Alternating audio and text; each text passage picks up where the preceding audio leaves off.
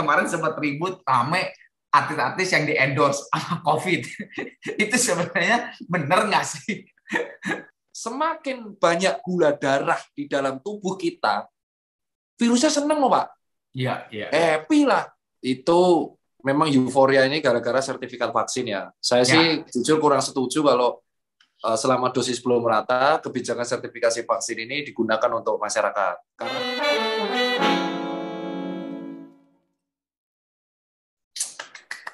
tangan yang buat. ya enggak lah Pak. Itu saya belajar dari guru juga. Cuman kan perlu diluruskan. Soalnya kasihan Pak.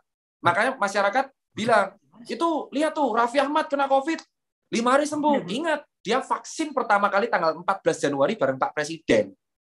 Lu tulis aja nih. Gitu. Jadi kan kita tahu bahwa si Raffi Ahmad ini kan vaksinasi dari awal. Jadi wajar aja Raffi Ahmad pola hidup kita tahu.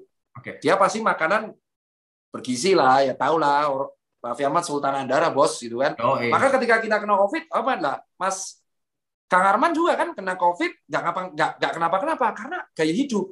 Maka kita harus membuat kita tuh nggak nyaman, virus tuh jangan nyaman hidup di kita. Kalau lu tetap bodo amat lah, gobes, ditegur nggak mau, diinin nggak mau, ya virus nyaman di tempat lu, nyaman banget, have fun mereka, have fun banget, replikasi, itu yang terjadi. Maka, nah akhirnya karena nyaman, nanti kasihan orang-orang yang dia autoimun. Contoh, tetangga kita ternyata punya penyakit cancer stadium 4, tapi dia berjalan. Ini kan kritis. Terus dia sudah menjaga dirinya. Lu nggak menjaga diri, dia ketularan, lu nggak apa-apa, dia sekarat. Nah, ini yang kita bilang. Makanya kita harus melindungi teman-teman kita nih, 20% yang kritis dengan cara, kalau lu nggak dapat vaksin, buat virus tuh nggak nyaman di dalam tubuhmu. Jadi jangan buru-buru booster, teman-teman. Jangan panik soal booster dulu. As long kalian dapat 2 dosis, pola hidup diet rendah gula dan diet rendah garam, virus itu masuk tempat lu nggak nyaman. Asli nggak nyaman. Karena dia akhirnya mati duluan. Mati akhirnya. Ya. Paling 5 hari lu demam, hari ke-7 udah baik-baik aja. Tuh. Ya gue juga waktu itu tuh cuman demam 3 hari, tapi itu juga demam yang tipis-tipis lah. Demam tipis-tipis gitu. Udah hari ke-4 bener-bener sampai 3 minggu kemudian tuh gue nggak ada apa-apa. Cuman ya itulah. Harusnya 10 hari doang itu kan. Cuman kan pada waktu itu kan kita heboh soal CTV lu kan. Betul, soalnya gue kena COVID itu memang pada saat waktu baru awal-awal. Jadi masih 2020 wajar. Masih chaos, masih nggak tahu ini harus gimana dan sebagainya. Mungkin gue nggak tahu, mungkin para nakes juga hanya beberapa dokter yang mungkin tahu bagaimana cara penanganannya kan. Saat itu emang betul. Gue bingung gitu. Ya udahlah, gue nungguin CT aja, CCT aja gue nungguin. 3 minggu gue di kamar. Kalau ada orang yang bilang, lah terus kalau orang nggak butuh booster, kenapa nakes yang butuh booster? Nah ini, karena viral load. Viral load itu adalah jumlah paparan. Misal kayak gini. Ya.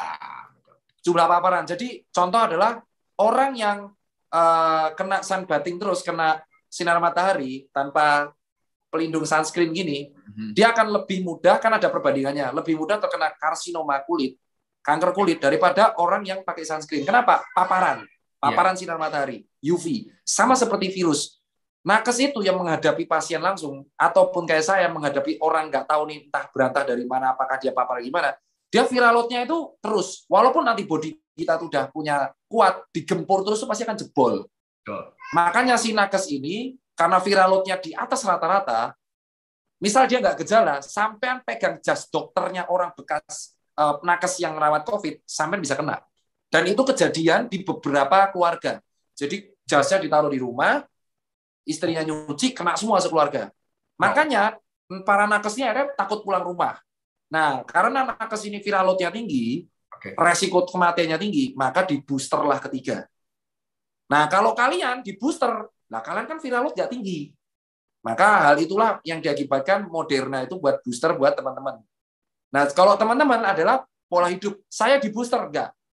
Saya kemarin kan saya bilang utamakan untuk teman-teman saya dulu ataupun orang-orang lansia. Saya masih bisa menjaga diri saya sendiri dan saya merelakan dosis ini untuk orang lain, nggak masalah. Tapi as long kita hidup sehat, saya nggak apa-apa. Saya akan bilang ngikuti cara Om Deddy. Dosis saya masih bisa berguna buat orang lain yang belum dapat 1 dosis pun di Jawa Timur. Misal, saya bisa untuk diet rendah gula nggak apa-apa. Tapi sama teman-teman yang spesialis paru sama penyakit dalam yang menangani langsung. Nah, mereka butuh. Ya. Gitu Kang Arman. Jadi itu yang membuat apa namanya? Buat teman-teman jangan panik untuk booster dulu. Ya. Oke, wah. Oke, sekarang kayaknya ini gue ada 2 bintang tamu nih. Gue undang Selfie sama Agus. Oke, silakan masuk. Neng Selfie dan Kang Agus. Betul ya namanya Selfie sama Agus ya? Betul kan, Be? Betul kan, Be? Meng? Selfie sama Agus ya? Mana tuh? Sebentar. Belum. Ayo silakan, kita tunggu. Agus sudah tuh. Belum. Agus Suherman namanya. Oh ya, Agus Suherman. Oke, is connect audio. Ya. Selfie 3 udah juga. Selfie 3 juga, ya. Tapi masih connecting. Oke. Itu yang kemarin viral, yang itu juga lucu juga ya, Dok ya, yang apa? Bungkus gorengan positif. Jangan. Kalau lu tipes jangan vaksin. Jangan, kalau lu anak muda nggak apa-apa. Kalau lu orang tua, aduh bisa masuk IGD malah. Oh, udah masuk nih, Agus. Gus, halo, assalamualaikum. Halo, Gus. Selfie dulu nih. Hai, Sel. Halo. Hai, Kang. Assalamualaikum. Waalaikumsalam. Selfie, ini sekarang di sebelah, kalau di layar gue mah sebelah lu, Dokter Fitritan. Di sebelah kamu ada saya, Selfie ini di sini. Di bawah. Di bawah. Gue ini, lu di bawah sama Selfie sebelah-sebelahan. Sok mumpung ada Dokter Tita, Agus nanti dulu ya, Selfie dulu. Silakan mau nanya apa, terus mungkin ada pertanyaan yang memang benar-benar penasaran banget gitu. Silakan. Lebih ke ini sih, Kang, sama Dok. Kan kebetulan kemarin itu memang Selfie sempat kena COVID juga kan, tapi memang nggak PCR.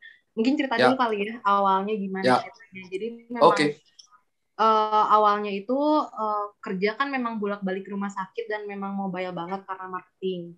Ditambah memang lingkungan keluarga ada yang kena waktu itu COVID. Cuma kan tidak memungkinkan untuk PCR karena mahal. Akhirnya coba untuk tanggal 12 Juni, coba untuk masuk IGD dulu karena memang punya lambung.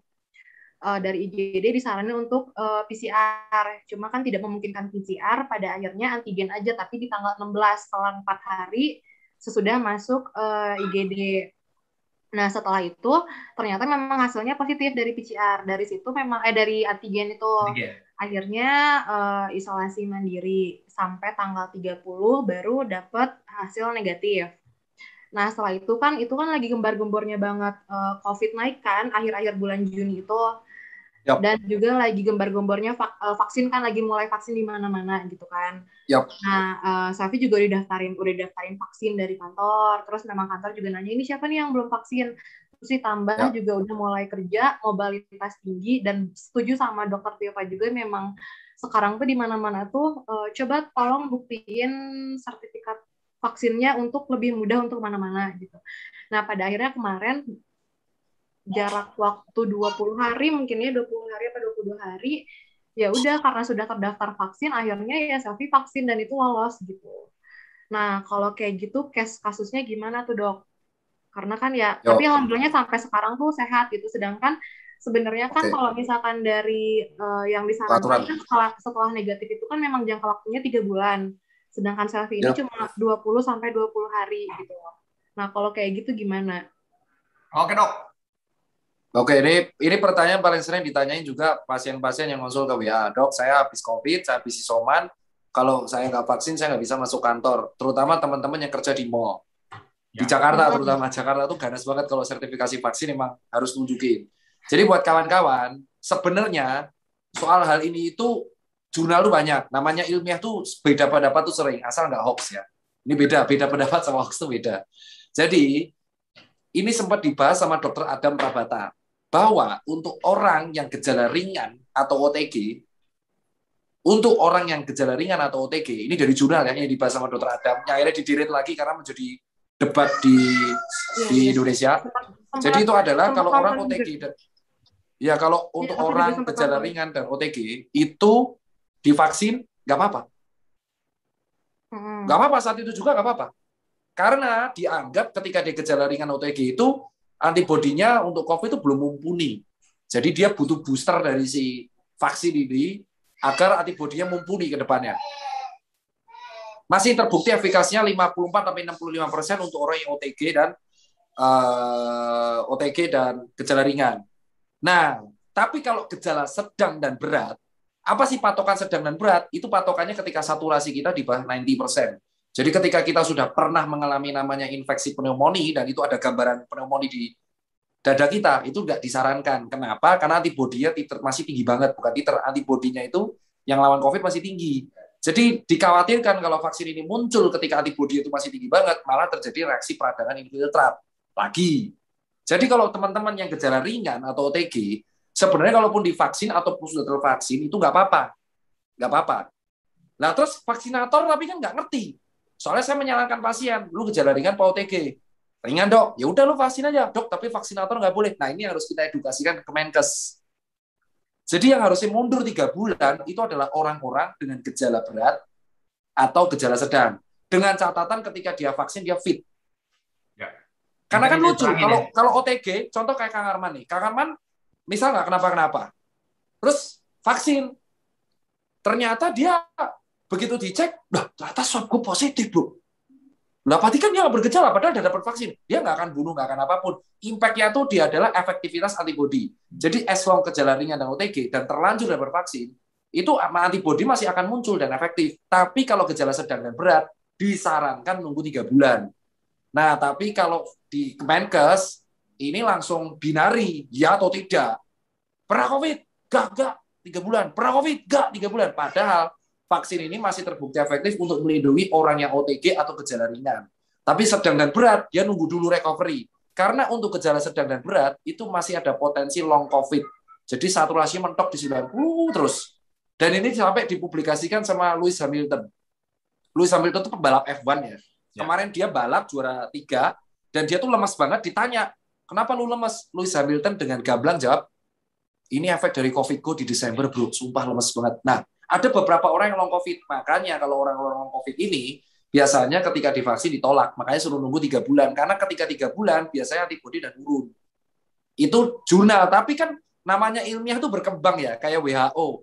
Maret dia bilang masker untuk orang sakit. Sekarang masker untuk orang sehat. Jadi kita akan menunggu lagi.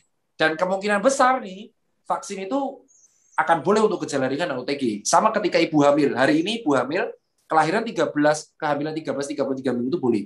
Jadi buat kamu, Mbak Selvi ini, nggak apa-apa. Kalau sudah terlanjur vaksin, gejala ringan kan, ya nggak apa-apa. Tapi kalau sudah pos nih, amit-amit nih, gejala berat, kan ya nggak semua orang pengen gejala berat. Selamat, alhamdulillah, dia pengen vaksin. Oh jangan dulu. Kamu fokus recovery dulu. 3 bulan kau maksimalkan paru-paru sembuh, baru kau vaksin lagi. Itu. Jadi buat masyarakat, cuman kan kita nggak tahu, vaksinator ini kan binari sekarang. Binari itu kayak apa ya? Ya dan tidak. Taunya ya demam, pernah demam, pilek, nggak, 3 bulan lagi. Demam, pilek, ya padahal tipes. Ya saya kan cuma sembuh tipes, masa nggak boleh? Nah, ini yang harus kita edukasikan lagi kepada teman-teman vaksinator, bahwa kalau di OTG atau gejala ringan itu sebenarnya it's okay bagi saya. Dan saya berpegang sama jurnal yang saya baca. Saya baca gitu. Jadi moga-moga Kemenkes bisa merevisi ini untuk yang OTG dan gejala ringan. Dan ini diamini juga oleh Dr. Pandu Riono, ahli epidemiologi. Untuk orang yang sudah sembuh dari gejala ringan dan OTG, itu boleh dapat vaksin, tanpa harus nunggu 3 bulan. Ya. Oke. Selvi? Karena emang bener sih, Kang, beritanya tuh lebih ke simpang siur banget gitu. Iya, betul. Ditambahkan konspirasinya juga panjang. Kalau misalnya saya di mana-mana nanya ke sini, gitu. Jawabannya beda-beda gitu. kan? Jawabannya beda-beda, nggak satu suara. Baca berita pun sekarang jadi kayak males banget untuk baca berita gitu loh, karena baca berita pun ya nggak sama gitu, nggak satu suara. Jadinya kan juga kita nih gimana sih gitu sebenarnya gitu. Makanya begitu ada live dan ngebahas ini sama Kang Arman, aku ya kayaknya cocok nih buat sharing karena memang mengalami sendiri gitu. Sip. Berarti Selvi sekarang jadi corongnya ya. Tolong silakan diumumkan ke teman-teman. Jadi nggak apa-apa. Dapat apa-apa. Jadi nggak apa-apa buat Selvi. Nggak apa-apa. Kamu udah gejala ringan, OTG, dapat vaksin, perlindunganmu tinggal nunggu dosis kedua. Tapi memang ini loh dok, aku ngerasainnya pribadi setelah COVID ini, memang batuknya tuh lama hilangnya.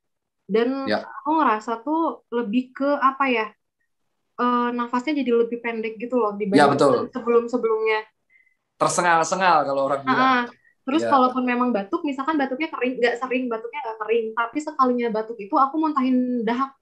Dahaknya itu di sini. Betul, itu betul, itu betul. Nanti kita bahas tuh long COVID itu terjadi di hampir 60-70%, bahkan gejala ringan pun ada gejala seperti itu menetap. Dan itu nggak bahaya, itu proses pemulihan karena sel radang kita tuh kalau berantem parah banget. Karena si virus COVID ini emang ganggu banget, ganggu di sini. Maka berantemnya paling parah di sini. Dan ternyata sel paru itu, sel pernapasan, paling lambat recovernya. Maka dia saturasinya tetap 90% karena kita tuh punya cadangan udara di sini, tapi ya lambat, maka kita sering batuk karena ngeluarin dahak, dan itu proses. Maka untuk penyembuhan, sampean aktivitasnya harus dibatasi. Jadi bertahap, dan dia tinggi protein. Karena protein itu mengganti sel yang rusak. Bukan lemak ya, protein. Nah, antara batuk dan vaksin itu nanti bakal berpengaruh nggak? Nggak. Karena kan maksudnya batuk kan jatuhnya kan kita juga belum terlalu full sembuh gitu. Enggak, dia udah sembuh, tapi dia recovery, kita bilangnya. Dan itu masih efektif. Jadi dalam vaksin itu pertama melindungi kita dari gejala berat, yang kedua untuk orang OTG sama gejala ringan masih efektif. Nah, jadi buat kamu nggak apa-apa, masih nggak apa-apa. Yang kalau gejala sedang berat ini yang harus recover, karena sedang berat ini jangankan buat berdiri, wah buat duduk aja susah banget, walaupun mereka udah sebenarnya negatif COVID. Karena yang diserang itu bukan orofaring lagi, tapi udah jatuh paru-parunya susah. Dan memperbaiki paru-paru itu lama, bisa berbulan-bulan. Makanya teman-teman yang gejala sedang berat ini disarankan di rumah dulu untuk memperbaiki recover paru-parunya. Sampai dia fit lagi, baru dia nanti dapat vaksin. Oke. Thank you penjelasannya, Dok. Ya, siap. Selvi jadi corong ya ke teman-teman nih, ilmu dari ini. Nggak benar, supaya lebih luas kan. Ini kok ada yang ikutan gini? Ada ikutan gini. Kucing gua gimana sih? Pengen edukasi. Kucingnya putih lagi. Kayak jas dokter. Oke, Agus. Sekarang Agus. Gus, silakan Gus. Ada dokter Tirta nih. Agus itu yang tadi dok. Yang tadi. Yang tipes. Yang tipes. Aduh. Tadi udah dibahas nih Gus. Tapi pasti gara-gara kantor mau nyuruh vaksin. Yoi. Betul dok. Karena kurang informasi pertama, terus yang kedua itu yang kata dokter, kalau dalam keadaan sakit terus kita divaksin, sistem imunnya kan nggak berkembang ya tadi. Ya nggak maksimal, bukan nggak berkembang maksimal. Nggak berkembang ada tapi nggak maksimal. Nggak maksimal. Ya, itu artinya harus divaksin lagi. Kan nunggu dosis 2. Jadi nanti harapannya di dosis kedua sampean fit. Udah dok, udah dosis kedua. Oh udah dok. Dosis pertamanya kamu fit nggak? Sakit. Yang tipes tadi. Dosis kedua? Ya. Yang dosis kedua sehat. Nah, dosis kedua udah enakan. Ya nggak apa-apa. Yang penting itu adalah sehat. Dosis pertama mungkin, makanya kan kita tuh ada 2 kali vaksin. Karena kalau disuntik 1 kali berturut-turut nggak kuat antibodi kita itu. Ya. Maka karena kan ini gula asing gitu loh, protein asing. Nah makanya di hari pertama, vaksinasi pertama, sampean ada nggak enak badan. Itu mungkin nggak akan maksimal pembentukannya. Tapi diperkuat sama vaksinasi kedua. Nah, saran saya buat sampean, karena sampean kan yang pertama seperti itu. Hidup sehatnya diperkuat dengan cara yang diet rendah gula ini. Jadi akan membuat antibodi kita semakin maksimal. Itu caranya. Jadi untuk orang-orang yang kemarin nekat vaksin ketika lagi nggak enak badan, PR-nya adalah dia harus memperkuat hidup sehatnya. Kalau dia nekat, gue tetap begadang lah, gue tetap makan lemak, gue tetap rokokan gitu. Yang terjadi adalah dia akan kena malah rentan nanti, jadi reinfeksi, kena nanti malah ketularan dari temennya. Ya. Gitu. Jadi buat sampean, aku yakin Mas Iri itu nekat vaksin karena satu kepepet, nggak ada info, kedua kantornya nyuruh, ya wes, Kalau nggak bisa kerja. Nah ya udah itu, makanya ini harus kita luruskan itu loh. Gini Kang Arman, jadi kita tuh harus luruskan. Sebuah negara atau kota itu boleh mewajibkan sertifikasi vaksin asal dia udah 80% dan dosisnya siap. Kalau dosisnya tuh nggak siap, akan terjadi kayak Mas Agus ini, orang yang nggak tahu info. Waduh, ini kalau nggak ada sertifikat gue nggak kerja nih. Nekat. Gimana caranya nekat? Lu demam? Nggak. Padahal dia sebenarnya nggak ada badan. Wah, itu bahaya, Pak. Makanya kita harus membahas bahwa kesehatan itu jangan dicampur sama administrasi, itu beda. Kesehatan itu ya kesehatan. Namanya orang sehat itu adalah kalau vaksin ya sehat. Jadi ini harus kita berbeda. Dan kejadian kayak Mas Agus ini harusnya menjadi pemasukan buat pemerintah daerah dan pemerintah pusat agar tidak mewajibkan sertifikasi ini selama dosisnya nggak cukup. Kalau dosisnya cukup nggak apa-apa, kayak Amerika tuh. Jadi buat Mas Agus, as long dosis keduanya udah lengkap, nggak apa-apa, udah nggak usah takut. saya kira tadi baru 1 dosis doang. Tapi kalau udah 2 dosis ya nggak apa-apa. Cuma tetap gaya hidup sehatnya dikuatin. Jadi Mas Agut ya dikuatin. Dan ini masukan ya buat kawan-kawan yang nonton, kalau ada orang pemerintah di sini, jangan mewajibkan sertifikasi. Nanti akan banyak sertifikat palsu sama orang-orang sakit nekat vaksin, dan itu kasihan. Dan akan banyak orang-orang malah sakit habis vaksin. Banyak soalnya yang kayak gini, nekat. Gara-gara apa? Sertifikat. Jadi orang mau vaksin itu bukan karena melindungi dirinya, karena gue pengen dapat kartunya biar bisa terbang. Buset, ini udah salah kaprah niatnya. Gitu. Ini yang harus kita perbaiki. Kalau di Amerika sama Inggris, boleh sertifikat, tapi mereka udah dapat vaksin di apotik. Jadi, santai, gue masih sakit, toh dosis nggak akan habis. Nah, sekarang rebutan. Ini yang harus diperbaiki sih. Biar kasihan kalau diwajibin kayak Mas Agus gini kan. Tapi kan yang penting kan Mas Agus udah dosis 2. Tapi ada loh yang kayak Mas Agus gini dosisnya masih 1 terus. Di Surabaya mau dapat dosis 2 aja dipending sekarang karena dosisnya habis. Sebetulnya itu Pak Dokter, ada vaksinasi massal di perusahaan, cuman saya nggak ikut. Ya karena kebijakan perusahaan kalau nggak divaksin nggak bisa masuk, ya akhirnya divaksin. Gitu. Ya gitulah makanya. Tapi tenang kok, nanti dicepuin loh sama kantornya marah loh. Yoi, sekarang udah kebuka nih. Ya kan Gus ya? Agus sama Selvi tadi udah kebuka sekarang. Makanya gue sih justru dari pertemuan ini pengennya tuh dengan ada Selvi, ada Agus menjadi corong gitu. Apa yang ya nggak apa-apa supaya orang jadi tahu lebih banyak gitu ya. Agus, Selvi, thank you banget ya. Ya, thank you Mas Agus ya. Thank you banget ya. Sehat-sehat semua. Saya masih ada ngobrol sama Mas Selvi nih, thank you ya. Waalaikumsalam. Assalamualaikum. Waalaikumsalam. Thank you. Dok, ini ada chat, ada komen. Oh silakan Selvi sama Agus mau cabut ya. Dok, ini ada komen yang di YouTube-nya nih ya. Menarik nih. Ada 3. Gue bacain yang pertama dari Indra Poltak, Sinaga. Jika yang isoman sudah 1 bulan lebih, tapi batuk berdahak dan pilek tidak sembuh, apakah ini masih virus COVID atau influenza, dok? Mohon dijawab karena hari ke-14 kemarin PCR masih positif, tapi CT value sudah 39. Nah, kalau untuk orang seperti ini, jadi cara mendiagnosa COVID itu nggak harus dari PCR doang. Ada 4. Pertama dari tampakan klinis. Tampakan klinis itu gejala kayak demam, nyeri telan, batuk, atau sesak napas. Kedua dari swab PCR test. Ketiga dari ronsen. Ketiga cek darah lengkap. Nah, buat kamu yang selama isoman, kan patokannya adalah bebas gejala 3 hari. Lah, gue masih demam, pilek. Satu-satunya cara adalah sampai ronsen. Foto ronsen. Ronsen itu penting. Berarti dilihat. Kalau paru-parunya clean nih paru-paru, dan dilihat, dicocokin sama cek darah lengkap. Pertama ronsen, kedua cek darah lengkap. Oh ternyata limfositnya normal, oh neutrofilnya normal. Berarti batuk pilek lu itu adalah sebuah proses recovery atau gejala tertinggal atau mungkin bisa virus lain. Tapi kalau ternyata di ronsen ada beberapa pasien batuk pilek tertinggal, di ronsen ternyata paru-parunya masih ada gambaran pneumonia, fix itu masih infeksi. Berarti lu long COVID. Gitu cara. Jadi dan ini tidak diajarkan, makanya harusnya media itu mengangkat ini. Kan ya diangkat hati-hati long COVID, tapi mereka nggak ngajarin kenali long COVID itu apa. Betul. Jadi kalau sampai isoman setelah 14 hari kan patokannya 10 plus 3 bebas gejala. Ternyata plus 3 itu gejala terus nggak selesai. Sampai langsung ke rumah sakit, langsung inisiatif berdasarkan penjelasan dokter, saya mau foto X-ray toraks, ronsen torak dan cek darah lengkap, fix. Kasih ke dokter paru lewat telemedicine. Dibaca sama dia. Langsung nanti sampai dikasih antivirus. Antivirus itu cocok untuk teman-teman yang gejala sedang dan berat dan long COVID. Ya. Oke. Nah, sampai berarti kategorinya ada 2. 1 infeksi virus biasa atau influenza atau mungkin long COVID. Nah, kalau long COVID ini sampai harus ronsen. Kalau saranku sih sampai ronsen aja. Ronsen cek darah lengkap, jadi sampai nggak penasaran. Ya.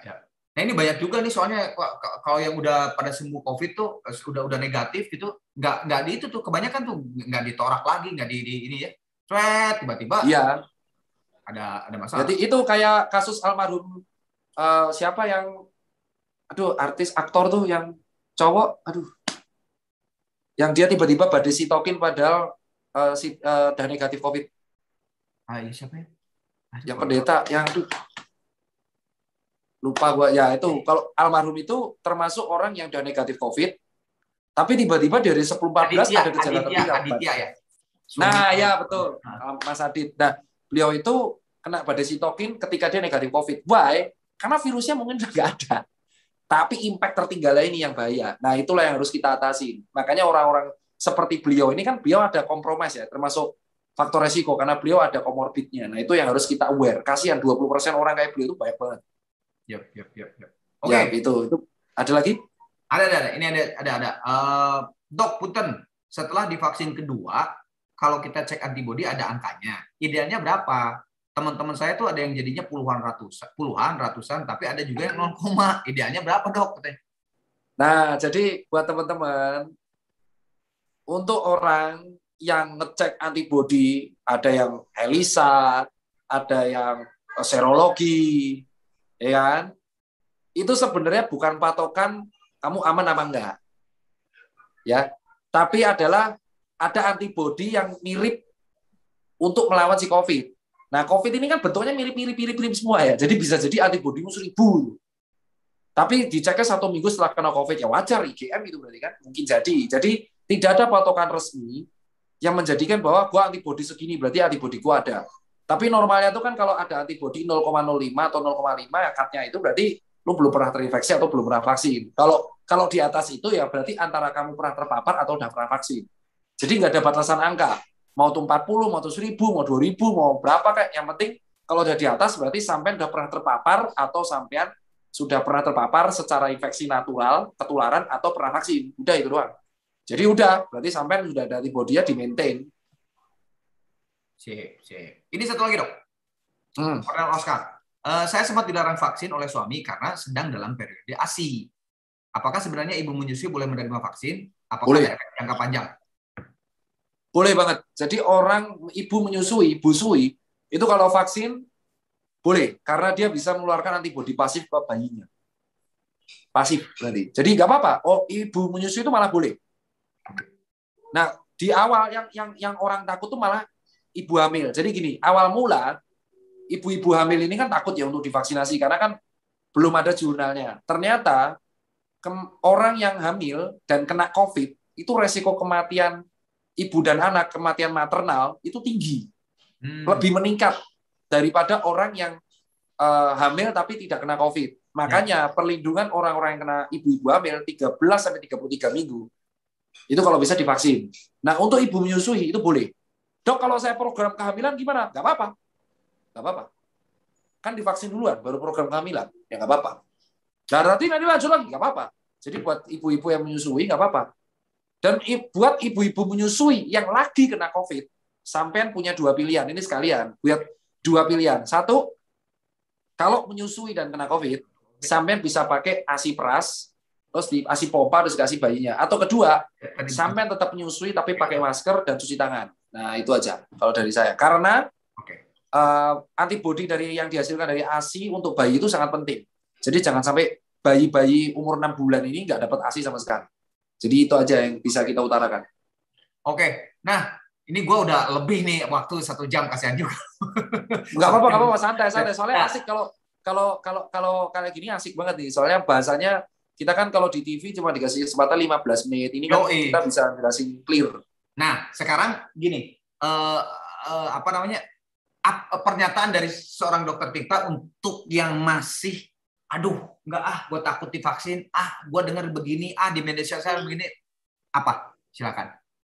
Jadi untuk vaksinasi, buat kawan-kawan, itu adalah soal keyakinan. Kalian tuh mengenal diri kalian sendiri, kayak mengenal, gue lagi gak enak badan, skip. Simple, jangan dipaksa. Kedua, yang mendewakan vaksin itu bukan obat. Vaksin itu kayak helm. Ya. Lu pakai helm masih bisa kecelakaan, tapi amit-amit kecelakaan, lu nggak sampai cedera kepala berat. Sama kayak vaksin, melindungi dari gejala berat. 3, buat orang yang takut vaksin, lu cari info yang benar dulu. Yakinkan diri lu sampai lu pengen vaksin. Tapi kalau lu takut vaksin, jangan menakut-nakuti orang yang sudah pengen vaksin. Nah, itu penting. Ini yang paling penting. Lu boleh takut vaksin. Banyak trauma jarum misal, atau takut gitu, dengar isu, nggak apa-apa. Tapi jangan menakut-nakuti orang yang pengen vaksin. Jangan menjadi buzzer. Jangan, ya itu yang maksud saya bilang seperti itu. Jangan kayak gini, karena apa? Orang yang pengen vaksin aja, kamu nggak mau vaksin, ya udah kita nggak maksa. Tapi ada sertifikat, itu bukan saya yang buat. Yang buat ini daerah-daerah, bukan saya gitu. Tapi yang pertama, kalau sakit jangan dipaksa. Kenali dirimu, oh gue gejala ringan, gas. Kayak kata dokter. Kedua, kalau sampean jangan jumawa, karena vaksin ini bukan obat. Tapi masih bisa kena. Tapi amit-amit kena, jadi gejalanya ringan doang. Ya. Ketiga, buat kamu yang takut vaksin, nggak apa-apa, yakinkan dirimu. Tapi jangan ikut nakut-nakuti orang. Ini yang menjadi masalah. Orang udah yakin vaksin, lu takut-takutin supaya lu ada temennya. Lu takut aja sendiri. Kan nggak apa-apa, kita nggak maksa lu. Betul. Tapi ketika orang lain mau vaksinnya, jangan dipaksa supaya nggak vaksin juga. Itu provokasi. Ya. Kan lu nggak mau dipaksa. Kalau lu nggak mau dipaksa, jangan maksa orang juga untuk nggak vaksin. Karena berbeda. Nah, tapi kan orang ini sertifikat. Ya udah, lu bisa protes kayak buat sertifikat. Jangan protes ke orang yang mau vaksin. Itu berbeda dua hal ini. Itu kalau dari saya sih, Kang Arman. Jadi, saya sih tipikal orang, ada orang nggak mau vaksin, percaya nggak mau, gue takut. Ya nggak apa-apa. Daripada dia nanti vaksin malah kenapa nyalain, ya lu takut nggak apa-apa, lu cari dulu gitu. Jadi, itu dari saya. Terus buat teman-teman, cari berita yang benar, klarifikasi. Jadi, misalkan ada kejadian KIPI, kejadian ikutan pasca imunisasi. Selalu dengarkan jumpa persnya tuh dari Kemenkes. Jadi misalkan ada orang amit-amit kenapa habis divaksin, nggak ada yang pengen kan? Selalu lihat dari Kemenkes dan Dinkes setempat klarifikasinya seperti apa. Karena setiap orang yang kenapa habis vaksin itu setahu saya ditanggung oleh negara. Oke. Ada kejadian, contoh dia habis vaksin ruam, wah ternyata dia ada alergi obat, ruam seluruh tubuh, sindrom kan, masuk KIPI, itu yang nanggung negara, misalkan. Jadi jangan takut untuk ngomong karena yang nanggung lu negara. Ya. Gitu dari saya. Oke, ini pertanyaan terakhir sampai penutup nih. Menurut lu dok, dengan tadi yang masih ada yang takut divaksin terus malah dia jadi buzzer ya, ada yang mau divaksin. Prediksi pandemi ini berakhir kira-kira kapan? Dunia Indonesia dan dunia deh. Kita Indonesia dulu aja. Okay. Baru nanti aku ngomong dulu ya. Kalau Indonesia, kita harus apresiasi loh. Yang tinggal di Jakarta harus tepuk tangan loh. Jakarta, per tadi, saya dikabari dari Dr. Nabila, dia dari Dinkes DKI dan Satgas DKI. 90% udah divaksin. Satu kedua? Satu. Alhamdulillah. Dosis satu mungkin nggak melindungi, tapi sudah terpapar vaksin. Itu luar biasa. 90% bos dari warga DKI. Bukan hanya KTP DKI, itu sudah divaksin. Ya. Dan diikuti Bali sama Kepri. Tapi kalau jumlah Jawa Tengah, Jawa Timur, Jawa Barat tinggi karena kan DKI mainnya persentase. Secara jumlah Jawa Tengah tuh tinggi, tapi kan jumlah penduduknya banyak, jadi persentase masih kelihatan tinggi. Dan Indonesia tuh sudah nyaris 40% dosis 1. Jadi hebat ini luar biasa. 24%, 46 juta, 24% Indonesia tuh udah. Jadi ada hal positif. Kedua, yang konsultasi ke saya itu per minggu ini tuh gejalanya ringan. Kalau minggu lalu itu menyedihkan, tiap hari itu ada yang meninggal 7, 6 gitu yang konsul. Tapi sekarang yang meninggal mulai minimal dan yang sembuh mulai banyak. Kita lihat positifnya dulu, biar masyarakat kan narasinya positif. Betul. Ya, jadi jangan negatif terus gitu. Pengennya kayak gitu. Ketiga, masyarakat itu sudah sadar, banyak yang sadar mengenai COVID. Jadi mereka tuh kena COVID, mereka nggak bisa swab karena nggak ada duit, tapi mereka isoman sendiri. Aku ada bukti chatnya. Nah, sekarang kita bagian daerahnya. Daerahnya adalah kapan Indonesia selesai pandemi? Paling akhir. Mungkin di Asia Tenggara kita paling akhir. Kenapa? Karena penduduk kita keempat terbanyak di dunia. Betul. Wajar. Kita negara maritim. Distribusi vaksin itu ribet. Betul. Kedua, Pak Jokowi sendiri udah bilang bahwa akan sulit untuk nanggung kebutuhan yang terdampak PPKM. Maka warga-warga yang nggak ada duit disuruh kerja. Tetap. Ketiga, banyak orang sudah mulai nggak bisa cari uang. Betul. Keempat, vaskes kita nggak merata. Jadi Jakarta selesai, mungkin luar Jakarta yang kena. Betul. Kelima, dosis kita belum semuanya. Jadi kita dan penduduk banyak mungkin akan masih lama. Mungkin tahun ini, kalau saya sih prediksi dari epidemiologi dan kawan-kawan sih, tahun ini tapi akhir-akhir. Amin. Harus tetap positif. Ya, karena kalau ini lanjut terus 2022, saya yakin agak rembut. Tapi akan mulai dulu dari kota-kota yang besar. Ya. Tapi kalau dunia, Amerika dan Inggris itu akan tetap naik turun. Kayak Inggris ini naik, Amerika naik, but tingkat kematiannya tetap akan stabil. Yang tadi terangin ya. Ya, naik, angka boleh naik. Yang penting Tapi yang kematian sembuh, ya. tapi kematian ditekan. Jadi COVID itu akan agak terus. Yang naik akan, tapi karena dia divaksin, tingkat kematian rendah. Dan akhirnya si COVID ini bisanya cuma replikasi, tapi cuma gejala ringan doang akhirnya di 2 negara ini. Jadi Maka kayak, hal itulah, nah makanya kalau bilang COVID ini akan selesai di negara yang adidaya dulu. Negara maju dan adidaya akan selamat duluan. Jadi jangan kaget. Ya memang mereka vaskes lengkap, duit ada. Tapi COVID ini akan selesai paling akhir di negara yang berkembang. Jadi wajar. Kita nggak perlu nyalain siapapun ya. Betul, Ya betul. pasti akan nyalain. Tapi kita wajar. Kita memang negara berkembang. Dan kita kalau saran sih buat media sih Kang Arman. Jadi media ini mungkin ketika ada jurnal ilmiah yang lagi rilis, jangan langsung buru-buru di post. Betul. Ini yang kasihan gitu loh. Masyarakat kan udah pusing ya. Jadi saran saya sih buat media, kalau ada jurnal-jurnal yang lagi rilis kayak antibody menurun 6 bulan atau Amerika naik lagi, itu dilihat juga isinya. Dilihat juga isi lengkapnya. Ternyata Amerika naik tapi yang udah divaksin terlindungi. Oh ternyata Amerika naik karena di daerah yang nggak pakai masker. Oh ternyata Inggris naik karena post Euro.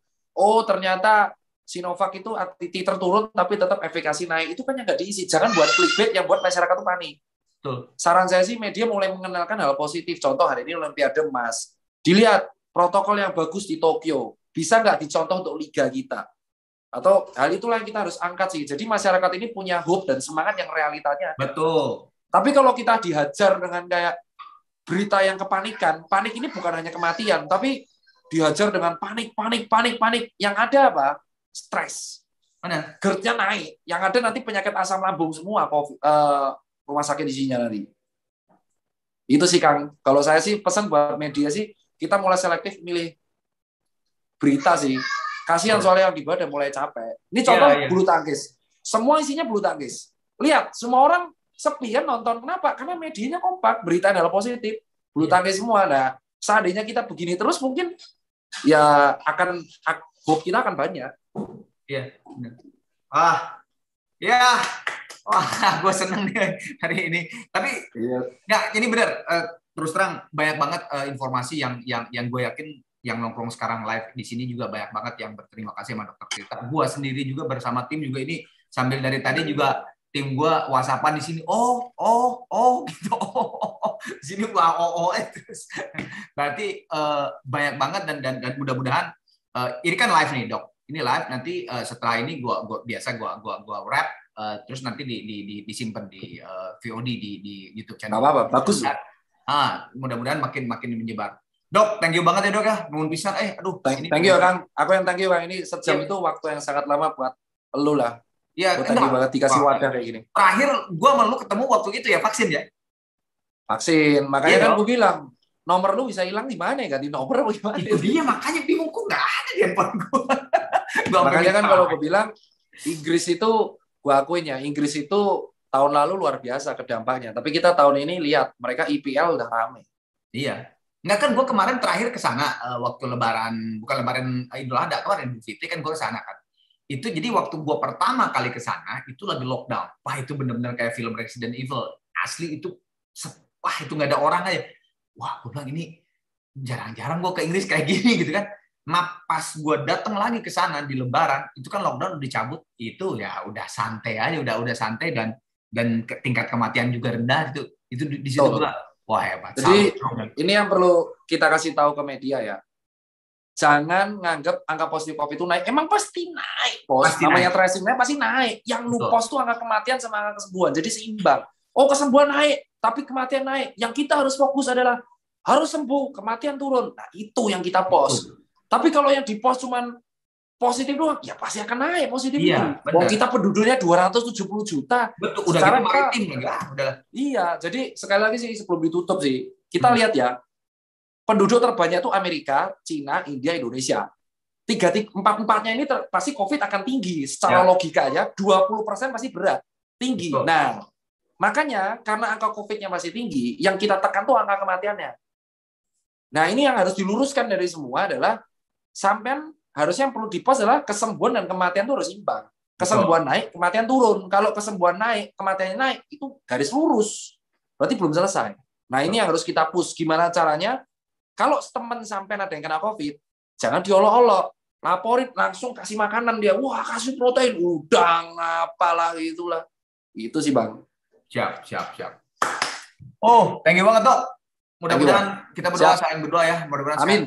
Amin. Apalagi dokter, gila, benar-benar kan ketemu dengan yang terpapar dan sebagainya. Terus udah gitu, gue lihat banget kegiatan lu tuh benar-benar hektik banget. Itu benar-benar perlu banget imun yang kuat dan stamina yang bagus. Mudah-mudahan kita saling berdoa, semoga sehat terus ya Dok ya. Siap Bang. Ya, Bang. Ntar kapan-kapan ketemu gini lah, maksudnya ketemu jangan gini, jangan di Zoom, maksudnya ketemu live gitu. Iya Bang, ya capek Bang ketemunya pas sesi kesehatan terus. Jangan dong, ngobrol santai, ngobrol masalah Manchester United dong. Ya Bang. Oke, thank you ya Dok ya. Thank you Bang. Yo. Bang. Assalamualaikum. Waalaikumsalam warahmatullahi wabarakatuh. Oke, sebelum ditutup, jadi ini salah satu ngawangkong yang paling asik buat gue bilang sih. Nanti insya Allah gue akan ngobrol dengan tim. Mudah-mudahan ada episode berikutnya dengan Dokter Tita. Tapi mungkin tidak langsung besok hari Senin. Besok hari Senin kita bikin tema yang fun dulu lah, yang santai-santai. Tapi emang lagi hype juga, ghosting mungkin atau apalah gitu ya. Tapi gue pengen lagi ngobrol dengan Dokter Tita karena dari tadi gue ini udah 1 jam lebih, hampir 1 jam setengah. Infonya benar-benar sangat light, ringan, tapi gitu ya, ternyata begitu. Jadi gue pengen insya Allah nanti janji lagi sama Dokter Rita untuk ngawangkong yang berikutnya, dan mungkin akan gue korek juga murang kalinya dia. Setuju? Oke, hatur nuhun sekali untuk yang udah nongkrong di channel YouTube saya. Insya Allah setiap hari Senin jam 8 malam, 20 waktu Indonesia bagian Barat, gue tetap akan ada ngawangkong. Doain aja tetap sehat, selalu sehat. Tim gue juga sehat, ada ide-ide yang cemerlang. Udah gitu tadi ada pertanyaan bahwa, wah kalau gitu pas tadi gue ngeposting di IG mengenai ngawangkong, wah murang kali udahan nih. Enggak, murang kali nggak udahan. Masih ada, santai aja. Cuman memang murang kali kemarin stoknya udah mau habis, jadi dan gue juga nggak bisa syuting karena PPKM.